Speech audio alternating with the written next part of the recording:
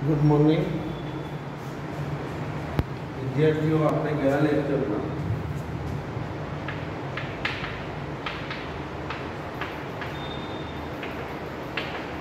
BM બીજું chapter જે છે એમાં આપણે સંચાલનની પ્રશિષ્ટ વિચારધારા ભણ્યા હતા, બરાબર છે। હવે સંચાલનની નવ પ્રશિષ્ટ વિચારધારા હવે સમજો। નવ પ્રશિષ્ટ સંચાલનની વિચારધારા। હવે પ્રશિષ્ટ અને નવ પ્રશિષ્ટમાં શું ફરક છે? जो प्रशिष्ट विचारधारा थी एनी जे खामियों थी, खास करीने औद्योगिक क्रांति थई, आधुनिक साधनों अस्तित्वमां આવ્યા એટલે આ જે જૂના વિચારો હતા પ્રશિષ્ટ વિચારધારાની જે બધી ખામીઓ હતી એ બહાર આવવા લાગી। બીજું એની અંદર અવૈધિક વ્યવસ્થા તંત્રને મહત્વ હતું, સંબંધોનું કોઈ મહત્વ હતું નહીં, વધુ પડતું વેતન પ્રથા ઉપર ભાર આપવામાં આવ્યો હતો। એટલા માટે પ્રશિષ્ટ વિચારધારા જે છે એની ટીકાઓ થઈ અને એના લીધે નવ પ્રશિષ્ટ વિચારધારા અસ્તિત્વમાં આવી, બરાબર છે। એટલે ટૂંકમાં પ્રશિષ્ટ વિચારધારાની ખામીઓને દૂર કરવા માટે કેટલાક સંચાલકો દ્વારા જે નવી વિચારધારા આપવામાં આવી એને નવ પ્રશિષ્ટ વિચારધારા તરીકે ઓળખવામાં આવે છે, બરાબર। 19મી સદીના અંત ભાગમાં 19મી સદીના અંત ભાગમાં જો ચોપડીની અંદર 21મા પેજ ઉપર સંચાલનની પ્રશિષ્ટ વિચારધારાની કેટલીક ખામીઓને દૂર કરવા માટે કેટલાક સંચાલન શાસ્ત્રીઓએ તેમાં સુધારા કરી નવા અભિગમો પ્રસ્થાપિત કર્યા। પ્રશિષ્ટ વિચારધારામાં ફેરફાર કરી, સુધારા વધારા કરી કેટલાક નવા અભિગમો પ્રસ્થાપિત કર્યા જેને નવ પ્રશિષ્ટ વિચારધારા તરીકે ઓળખવામાં આવે છે। 19મી સદીના અંત ભાગમાં औद्योगिक क्रांति પછી એકમો ઉદ્યોગોનું સ્વરૂપ બદલાયું અને નવી સંચાલન તરેની જરૂરિયાત ઊભી થઈ। 20મી સદીની શરૂઆતમાં ઓસ્ટ્રેલિયન ઔદ્યોગિક મનોવૈજ્ઞાનિક એલ્ટન મેયોના હોર્થોન પ્રયોગે 20મી સદીની શરૂઆતમાં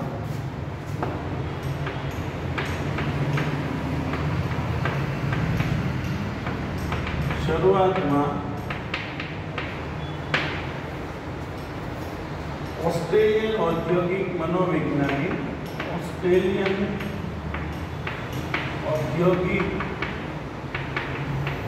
मनोवैज्ञानिक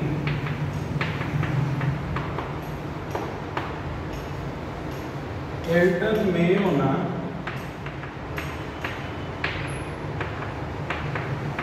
होर्थोन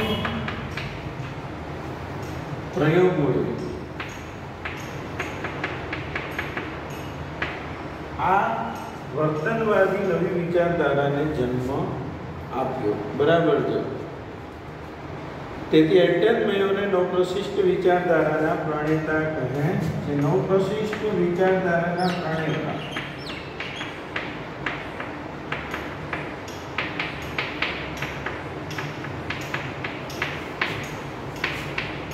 એલ્ટન મેયોને ગણવામાં આવે છે। जो परिवार समझो कि 20મી સદીની શરૂઆતમાં બરાબર છે આપણે શું કીધું કે ભાઈ જે પ્રશિષ્ટ વિચારધારા હતી એની ખામીઓ દૂર કરવા માટે જે નવી વિચારધારાનો જન્મ થયો, પ્રશિષ્ટ વિચારધારામાં ફેરફાર કરી જે નવા અભિગમો દાખલ કરવામાં આવ્યા તેને નવ પ્રશિષ્ટ વિચારધારા તરીકે ઓળખવામાં આવે છે। નવ પ્રશિષ્ટ વિચારધારામાં 20મી સદીની શરૂઆતમાં ઓસ્ટ્રેલિયન ઔદ્યોગિક મનોવૈજ્ઞાનિક એલ્ટન મેયો ना ऑर्थोन प्रयोगों ने कारण आ वर्तनवादी विचारधारा उद्भवी। એટલા માટે નવ પ્રશિષ્ટ વિચારધારાના પ્રણેતા તરીકે એલ્ટન મેયોને ઓળખવામાં આવે છે। હવે આમાં શું છે? નવ પ્રશિષ્ટ વિચારધારા સંચાલન અંગે વર્તનલક્ષી અભિગમ અને જૂથ વર્તન પર ભાર મૂકે છે। વર્તનલક્ષી અભિગમ અને જૂથ ઉપર હવે તમે સમજો કે દરેક માણસ છે જે કામ કરી રહેલો માણસ છે ધંધાની અંદર એના વર્તન રૂપી અભિગમ ઉપર એટલે કે એનું વર્તન છે કયા કારણોસર કયા સમયે કેવી રીતે બદલાય એના ઉપર આમાં ભાર મૂકવામાં આવે છે। પ્રશિષ્ટ વિચારધારાઓએ જે આધાર રૂપે રાખી નવ પ્રશિષ્ટ વિચારધારામાં હવે જે પ્રશિષ્ટની ખામીઓ હતી એમાં વૈદિક અવૈધિક વ્યવસ્થા તંત્રને મહત્વ નહોતું કે ભાઈ સંબંધોનું મહત્વ રહેલું છે, તો આમાં અવૈધિક વ્યવસ્થા તંત્રને પહેલું મહત્વ આપ્યું કે ભાઈ સંબંધો બહુ મહત્વના છે. માણસ છે એ સંબંધોથી જોડાયેલો રહે છે, એને કામ કરતો હોય ત્યાં પણ લોકો સાથે સંબંધો હોવા જોઈએ. એટલે અવૈધિક વ્યવસ્થા તંત્ર, માનવ વર્તન, માનવ સંબંધો, પ્રેરણા વગેરે તત્વોનો ઉમેરો થયો છે. આ વિચારધારામાં મુખ્યત્વે એલ્ટન મેયો, રેન્સિક, લિકર્ટ, હર્સબર્ગ, ક્રિસ આર્ગરિસ, મેકગ્રેગર અને માસ્લો મુખ્ય યોગદાનકર્તાઓ છે. નવપ્રશિષ્ટ સંચાલન વિચારધારાની મુખ્ય પ્રશાખાઓમાં માનવ સંબંધો કે માનવ વર્તન સંબંધી વિચારધારા. આમાં સંબંધોની વાત છે, માણસના વર્તનની વાત છે, અને માણસ જે કામ કરી રહેલો છે એ જ્યાં કામ કરે છે ત્યાં એને કામનો આનંદ આવવો જોઈએ. જ્યાં કામ કરતા લોકો છે એની સાથે એને સંબંધો કેળવવા જોઈએ, બધાને એકબીજા સાથે કામ હળીમળીને કરવું જોઈએ, મદદરૂપ થવું જોઈએ. બરાબર. એટલે સામાજિક તંત્ર વિચારધારા અને સામાજિક વ્યવસ્થા વિચારધારા મુખ્ય છે, જેમાં માનવ વર્તનવાદી વિચારધારા નીચે મુજબ છે. આમાં માનવ વર્તનવાદી વિચારધારા એક વર્તન સંબંધી વિચારધારા. તો વર્તન સંબંધિત વિચારધારા, બરાબર છે. સંચાલન એટલે શું બેટા? સંચાલન એટલે અન્ય વ્યક્તિઓ પાસેથી કામ લેવાની કળા, બીજા વ્યક્તિઓ પાસેથી કામ લેવાની જે કળા છે આપણામાં, એને શું કહેવાય? સંચાલન. બરાબર છે. તો સંચાલન એવી અન્ય વ્યક્તિઓ પાસેથી કામ લેવાની કળા છે, જેમ પ્રોફેસર ઉર્વિકે કહ્યું છે. હવે આ બહુ અગત્યનું એક વાક્ય છે. સંચાલન એટલે શું? અન્ય સાથે રહીને અન્ય પાસેથી કામ મેળવવાની કળા. સંચાલન એટલે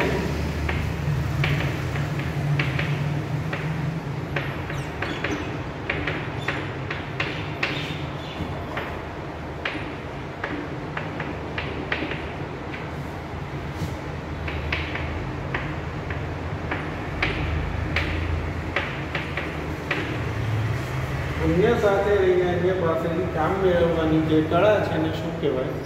સંચાલન કહેવાય. બરાબર છે. હવે આગળ વિચારીએ તો ઉર્વિકે શું કહ્યું છે? પ્રોફેસર ઉર્વિકે કે તમે તમારા માણસોને સાચો, તમારા માણસો બાકીનું તમારું બધું સાચવી લેશે. તમે તમારા માણસોને સાચો, તમે માણસોને સાચો,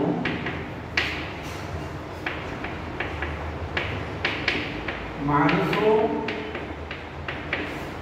બરાબર છે, માણસો બાકીનું બધું જ તમારું સાચવી લેશે. તમારા માણસો બાકીનું બધું સાચવી લેશે. તમે તમારા માણસોને સાચવો, તમારા માણસો તમારું બાકીનું બધું જ સાચવી લેશે.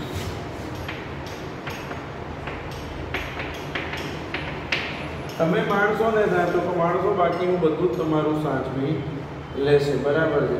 આ વાત કોણે કીધી છે?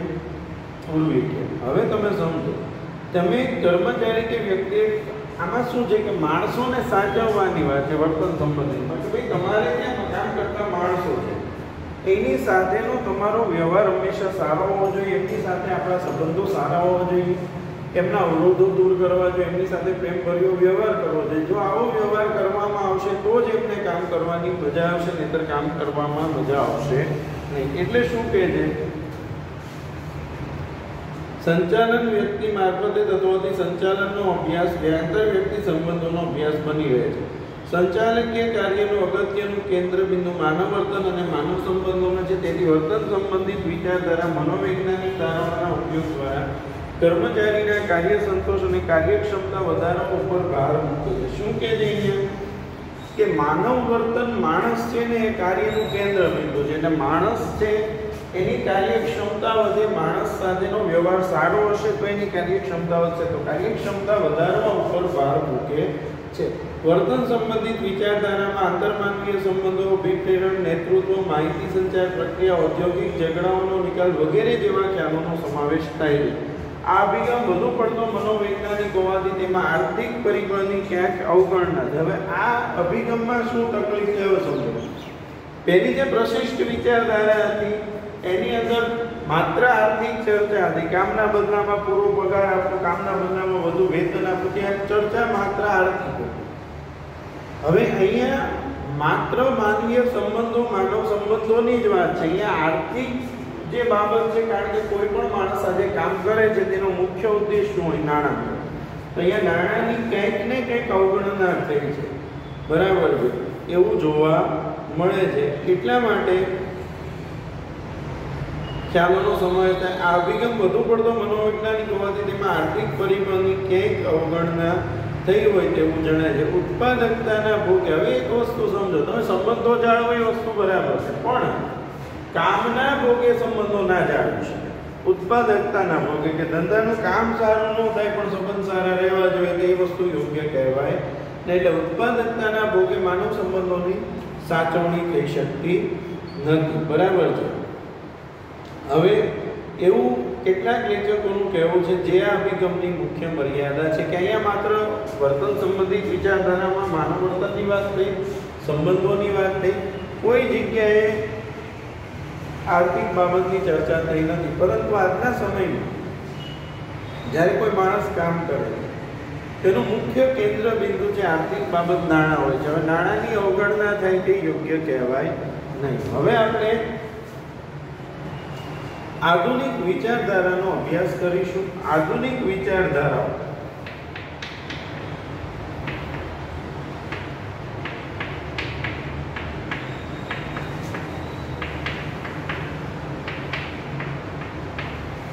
તો ઈસવીસન 1960 પછી ઉદ્યોગો અને ધંધાકીય એકમોના સ્વરૂપમાં પરિવર્તન આવ્યું.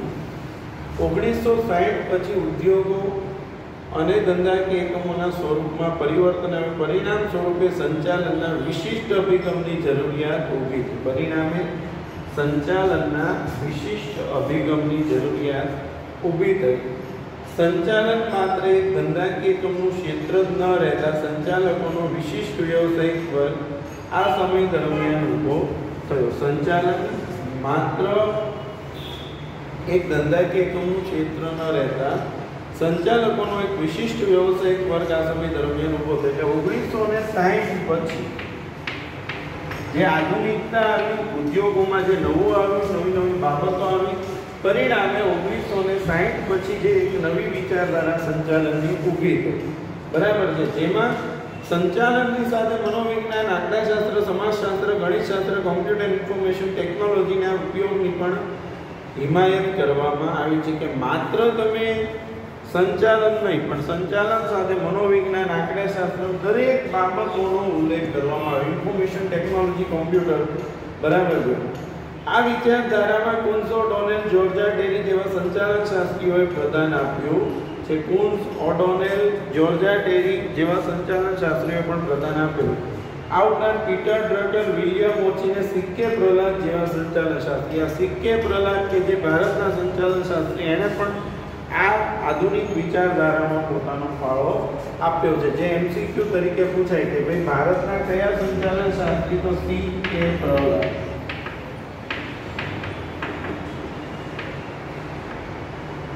બરાબર છે. હવે આપણે ફ્રેડરિક ટેલર, યાદ રાખજો, આ સિક્કે પ્રહલાદની આપણે વાત કરીએ. હવે આપણે જે ટોપિક સમજવાનો છે, ફ્રેડરિક ટેલરનો વૈજ્ઞાનિક સંચાલનના સિદ્ધાંતો. હવે જો અહીંયા છે, હું તમને એના વિશે થોડું સમજાવું. ફ્રેડરિક ડબલ્યુ ટેલર, બરાબર છે, વૈજ્ઞાનિક સંચાલન. આપણે હવે જે ટોપિક સમજવાનો છે, વૈજ્ઞાનિક સંચાલન. ફ્રેડરિક ટેલર કે જે વૈજ્ઞાનિક સંચાલનના પિતા તરીકે ઓળખવામાં આવે છે.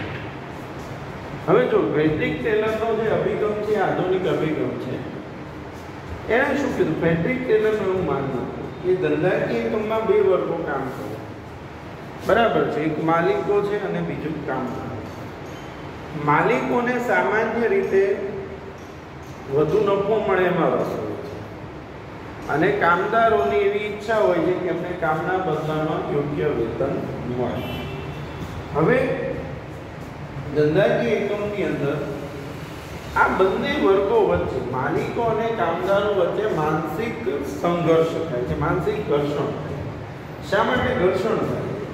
તો માલિકોને એવું લાગે છે કે કામદારો એમની કાર્યક્ષમતા પ્રમાણે કામ કરતા નથી. કામદારો છે એમની જેટલી આવડત છે એ પ્રમાણે કામ કરતા નથી. એવું કોને લાગે છે? માલિકો. અને કામદારોને સતત એવું લાગે છે કે ભાઈ અમે જે કામ કરીએ છીએ એના બદલામાં અમને પૂરતું વેતન મળતું નથી. પરિણામે બંને વચ્ચે સંઘર્ષ થાય છે, ઘર્ષણ થાય છે. બરાબર છે. અને આ બાબતને આજે વર્ષોથી જે ચાલ્યું આવતું હતું કે ભાઈ માલિકો અને કામદારો વચ્ચેના જે ઝઘડા હતા જેનું મૂળ કારણ હતું વેતન. તો આ બાબતને સૌપ્રથમ વખત ફ્રેડરિક ટેલરે પડકારી અને એક નવો આધુનિક અભિગમ આપ્યો જેને વૈજ્ઞાનિક સંચાલન તરીકે ઓળખવામાં આવે છે. હવે વૈજ્ઞાનિક સંચાલનમાં કેવું છે તો કે અત્યાર સુધી જે કામકાજ ચાલતું હતું એ રૂલ ઓફ થંબ પ્રમાણે. રૂલ ઓફ થંબ શું છે? અત્યાર સુધી કામદારો માલિકો કે એ પ્રમાણે કામ કરવા ટેવાયેલા. એમનો કોઈ અવાજ ન હતો, એમની કોઈ વાત નથી, એ પોતાના પ્રશ્નોની રજૂઆત પણ કરતા હતા નહીં. એટલે કે માલિકો છે કે એ પ્રમાણે કામદારો કામ કરવા ટેવાયેલા હતા, જેને રૂલ ઓફ થંબ કહે છે. વર્ષોથી આ પદ્ધતિ ચાલી છે. આ પદ્ધતિને સૌપ્રથમ વખત ફ્રેડરિક ટેલરે પડકારી અને એણે વિશ્વને એક નવો દ્રષ્ટિકોણ રજૂ કર્યો કે ભાઈ જેમ માલિકોનું વર્ચસ્વ જોખમી નહીં ચાલે, માલિકો અને કામદારોએ પરસ્પર સહકારથી કામ કરવું જોઈએ. પણ એણે જે અભિગમ આપ્યો એને શું કીધું કે ભાઈ તમે માણસો પાસેથી શું કરાવવા માંગો છો તે જાણો અને તેઓ ઓછામાં ઓછા ખર્ચે અને ઝડપથી તે કામ કરે તે જુઓ. આ એણે વૈજ્ઞાનિક સંચાલનની વ્યાખ્યા. તમે માણસો પાસે શું કરાવવા માંગો છો તે જાણો અને તેઓ ઓછામાં ઓછા ખર્ચે અને ઝડપથી તે કામ કરે તે જુઓ. આ બાબત કોણે કીધી? Frederick Taylor. હવે તમે સમજો કે માણસોનો એણે શું કીધું કે ભાઈ તમે કામદારોને તેની જે ક્ષમતા જેટલું વધુ ને વધુ કામ કરવાની સૂચના આપો. જે કામદાર વધુ વેતન કરે એને વધુ પગાર, જે ઓછું કામ કરે એને ઓછો પગાર. એટલે કે વેતનની ચૂકવણી જે કામદારોની કાર્યક્ષમતા પ્રમાણે કરવી જોઈએ. વધુ કામ કરનારને વધુ વેતન, ઓછું કામ કરનારને ઓછું વેતન. હવે વધુ કામ કરશે તો વધુ વેતન મળશે. એટલા માટે કામદારો પોતાની પૂરેપૂરી કાર્યક્ષમતાથી કામ કરશે. કામદારો પૂરી કાર્યક્ષમતાથી કામ કરશે તો એના લીધે ધંધાનું ઉત્પાદન વધશે. ઉત્પાદન જેટલું વધશે એટલી તમારી પડતર ઓછી આવતી જશે, એટલે માલિકના નફામાં વધારો થશે. હવે માલિકનો નફો વધશે તો એને કામદારોને વેતન ચૂકવવામાં કોઈ મુશ્કેલી પડશે નહીં. એ પણ કામદારોને વધુ વેતન ચૂકવી શકશે. એટલે આ બાબત કોણે કીધી? ફ્રેડરિક ટેલરે. કે ભાઈ કામદારોને તમે વધુ કામ કરવાની સૂચના આપો, જે કામદાર વધુ કામ કરે ને વધુ વેતન આપો. બરાબર છે. દરેક કામદારને તેની બુદ્ધિ અને શારીરિક ક્ષમતા મુજબ કામની સોંપણી કરવી જોઈએ. કામની વહેંચણી યોગ્ય અને ન્યાયી હોવી જોઈએ અને સારું કામ કરનાર કામદારને બીજાથી જે કામ સારું કરતા હોય તેને 30-70% દરે વધુ વેતન આપવું જોઈએ. તો પછી ડિપેન્ડ છે કે માણસ કેવું કામ કરે છે. ટૂંકમાં જે વર્ષો જૂની પદ્ધતિ હતી એને દૂર કરીને નવો અભિગમ કે જેમાં બધું જ આધુનિકતાની વાત છે, સાધનો પણ આધુનિક હોવા જોઈએ, ટ્રેનિંગ પણ આપવાની, જે કામદારો કામ કરે જેની જેમ આવડત હોય એ જ કામ સોંપવાનું. આ બાબત જે છે આખો આ જે નવો અભિગમ છે જે વૈજ્ઞાનિક સંચાલન તરીકે ઓળખાય છે. બરાબર છે. આના વિશે આપણે આવતા લેક્ચરની અંદર ડિટેલમાં વૈજ્ઞાનિક સંચાલન શું છે એ ચોપડીમાંથી ભણીશું. અત્યારે મેં તમને એનો આખો કન્સેપ્ટ શું છે આ 5-7 મિનિટમાં સમજાવી દીધો. બરાબર છે. આવતા લેક્ચરમાં આપણે આખો વૈજ્ઞાનિક સંચાલનના સિદ્ધાંતો છે એના વિશે સમજીશું. બરાબર છે. Thank you.